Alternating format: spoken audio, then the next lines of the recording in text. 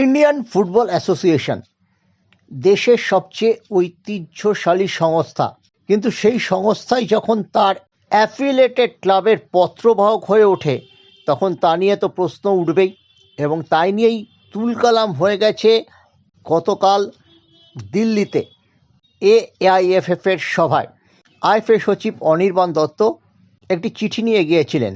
চিঠিটি ইস্টবেঙ্গল ক্লাবের শীর্ষকর্তা দেবব্রত সরকারের লেখা। দেবব্রত সরকার ইমামি ইস্টবেঙ্গলের অন্যতম ডিরেক্টর। ইমামি তাকে ডিরেক্টর করেছে। সঞ্জীব গোয়েঙ্কা অতীতে এই দেবব্রত সরকারকে ডিরেক্টর করতে চায়নি বলে ইস্টবেঙ্গল ক্লাব প্রস্তাব ফিরিয়ে দিয়েছিল সঞ্জীব গোয়েঙ্কা গোষ্ঠীর। তিনি কি চিঠি দিতে পারেন? ইমামি ইস্টবেঙ্গলের বোর্ড মেম্বার হিসেবে তিনি তার বক্তব্য জানাতে পারেন, কিন্তু চিঠি তো দেবেন সিইও বা চেয়ারম্যান, তিনি তো কোনোটাই নন। এই নিয়ে আবার প্রশ্ন তুলে দিয়েছেন মোহনবাগানের সিইওর। এই প্রশ্ন নিয়ে সরগরম হয়ে ওঠে সভা। অনির্বাণবাবু অবশ্য বলেছেন চাপের মুখে পড়ে ইস্টবেঙ্গল একটা ঐতিহ্যশালী ক্লাব, তারা একটা চিঠি পাঠিয়েছে, আমি নিয়ে এসেছি। কিন্তু প্রশ্ন হলো, চিঠি সঙ্গে করে নিয়ে আসতে হবে কেন? ইস্টবেঙ্গল ক্লাব যদি চিঠি পাঠাতেই পারে, সেটা তো ইমেল করতে পারে। এটা একটা আইএফএ সচিব হিসেবে তিনি ইস্টবেঙ্গল ক্লাবে চিঠি নিয়ে যাবেন? এটা নিয়ে তো প্রশ্ন উঠবেই, জলঘোলা হবেই। মোহনবাগান ক্লাবের সভাপতি দেবাশিস দত্ত বছর 3 ধরে বলে আসছেন ইন্ডিয়ান ফুটবল অ্যাসোসিয়েশন, যে ওখানে ওয়েস্ট বেঙ্গল কথাটা লেখা থাকে ওটাকে তুলে দিন, ওটা ইস্ট বেঙ্গল করে দিন। এরপরে আমরা দেখেছি এই অনির্বাণ দত্তকে গোয়া ফুটবল সংস্থার ক্যান্টিনিও ফার্নান্ডেস এবং কেরল ফুটবল সংস্থার প্রেসিডেন্ট নাভাস মিরানের সঙ্গে একই কমিটিতে রেখেছেন। সেই কমিটিতে ডেপুটি জেনারেল সেক্রেটারি হিসেবে রয়েছেন সত্যনারায়ণ। এই 4 জন আইএসএল ক্লাবগুলোর সঙ্গে মিটিং শুরু করছেন আগামীকাল থেকে। অত্যন্ত গুরুত্বপূর্ণ মিটিং। 22 থেকে 29 তারিখের মধ্যে প্রথমে যে মিটিংগুলো হবে সেখানে কিন্তু রয়েছে, সবার শেষে মোহনবাগান ক্লাব আছে। 5টা ক্লাবের মধ্যে চেন্নাই আছে, দিল্লি এফসি আছে, সিটি আছে, নর্থ ইস্ট আছে, সবার পরে আছে মোহনবাগান। 22 তারিখ এই যে শুরু হচ্ছে এই মিটিংয়ে কিন্তু অনির্বাণ দত্ত থাকছেন। উল্টো দিকে ক্লাবের প্রতিনিধি হিসেবে যখন থাকবেন বিনয় চোপড়া, যার সঙ্গে অনির্বাণ দত্ত সাপে নেউলে সম্পর্ক গত 2.5 বছর ধরে। যে নৈহাটিতে যে ম্যাচটা রিপ্লে দিতে চাননি অনির্বাণবাবু, 2 বছর আগে কলকাতা লিগের একটা ম্যাচ, মোহামেডান চ্যাম্পিয়ন হয়, ওটা ছিল মোহনবাগান ইস্টবেঙ্গলের ম্যাচ। কে ওখানে রানার্স আপ হবে তার সেই ম্যাচটা, সেখান থেকে দুজনের ঝামেলার সূত্রপাত। আমি জানি না কল্যাণ চৌবেরা কী হিসেবে ভেবেছেন অনির্বাণ দত্তকে রেখেছেন, যিনি কলকাতা লিগই শেষ করতে পারেননি ঠিকঠাক করে, দীর্ঘ সময় লেগেছে। তিনি এই দেশের লিগের জট খুলবেন এটা নিয়ে এটা ভাবতে কষ্ট হচ্ছে, প্রশ্ন উঠেছে মহলে। কিন্তু অন্য দিক থেকে যেটা শোনা যাচ্ছে যে এআইএফএফ নিজেই লিগ করতে চাইছে। 3টে ভেন্যুতে ছোট করে লিগ হবে, এবং সেই 3টে ভেন্যু হচ্ছে, ঐতিহ্য আছে যাদের ফুটবলে, একটা কলকাতা, একটা কেরল এবং একটা গোয়া।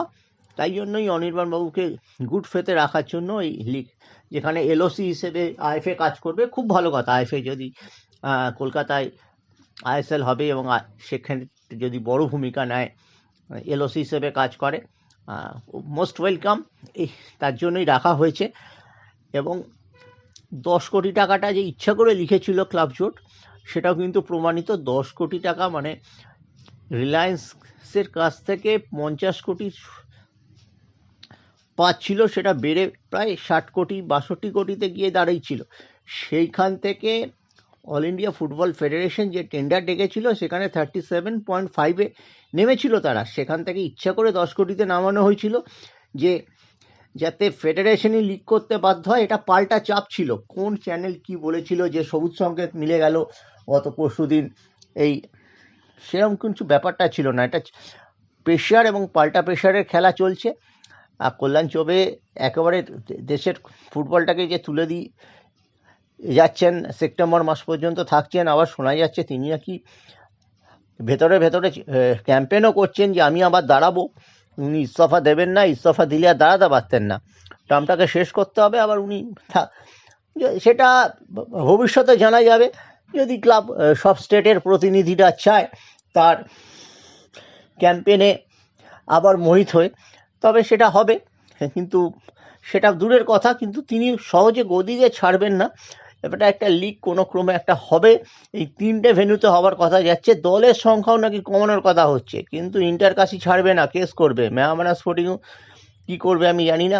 মেহমানা স্পোর্টিং অর্থবলের অভাব আছে হয়তো, কিন্তু দল যদি কমাতে যায় অল ইন্ডিয়া ফুটবল ফেডারেশন, তবে কিন্তু ঝামেলা হবে। পাশাপাশি এদিনের সভায় কিন্তু অবজারভার হিসেবে এএফসি এবং ফিফার 2 প্রতিনিধি ছিলেন। এএফসির প্রতিনিধি আমার নরেন মুখার্জি এবং ফিফার প্রতিনিধি হিসেবে ছিলেন প্রিন্স। তারা বলেছেন যে এআইএফএফ এর সংবিধানের মধ্যেই লিগটাকে করতে হবে। ক্লাব জোট তো বলেছিল এই বছরে লিগ করার জন্য 1 পয়সা দেবো না। পাল্টা প্রেশার, পয়সা না পেলে অল ইন্ডিয়া ফুটবল ফেডারেশন চলবে কি করে? তাদের তো এখন ধার দানা হয়ে একদম গলা পর্যন্ত ডুবে আছে। এখন দেখা যাক কি হয়। তবে এই যে বিনয় চোপড়ার এবং অনির্বাণ দত্তের লড়াই, এই যে দিল্লির ফুটবল হাউস পর্যন্ত পৌঁছে গেল, এবং অনির্বাণবাবু যেভাবে দেবব্রতবাবু চিঠি নিয়ে গিয়ে পত্রবাহকের কোট আনকোট কাজ করলেন, এবং বিনয় চোপড়া কিন্তু সঙ্গে সঙ্গে যে প্রশ্নটা রেস করেছেন তাতেই তো বোঝা যাচ্ছে কিন্তু এই লিগের জট খোলা কতটা সম্ভব হবে এবং কত তাড়াতাড়ি খুলবে তা নিয়ে সন্দেহ থেকেই যাচ্ছে। খেলা হয়তো হবে, সেটা হয়তো ফেব্রুয়ারি মাসের ফার্স্ট উইক থেকে হবে। খেলা করতেই হবে। এখানে কিন্তু গভর্নমেন্টেরও দায়বদ্ধতা আছে সুপ্রিম কোর্টের কাছে, তুষার মেহতা যা বলে রেখেছেন। ফলে একটাই আশঙ্কা থেকে যাচ্ছে, জট খুলতে গিয়ে জট কি আরও বেড়ে গেল? এই যে বিনয় চোপড়া বনাম অনির্বাণ বাবু যে মুডে তারা কথা বলেছেন, সেখান থেকে কিন্তু এই কথাটাই উঠে আসছে। এখানে কিন্তু গোয়ার যে প্রেসিডেন্ট এবং নাভাস, তাদের বড় ভূমিকা নিতে হবে। সত্যনারায়ণ বাবুর, তিনি খুব সফট টাইপের মানুষ, তিনি কতটা কঠিন হবেন এবং পরিস্থিতি জট খুলতে কতটা সাহায্য করবেন সে বিষয়ে সন্দেহ থেকে যায়। সব মিলিয়ে কিন্তু আমাদের নজর থাকবে এই যে আইএফএ পেরিয়ে বিনয় চোপড়া বনাম অনির্বাণ দত্তের লড়াই যে ফুটবল হাউস পর্যন্ত পৌঁছে গেল তার ওপর।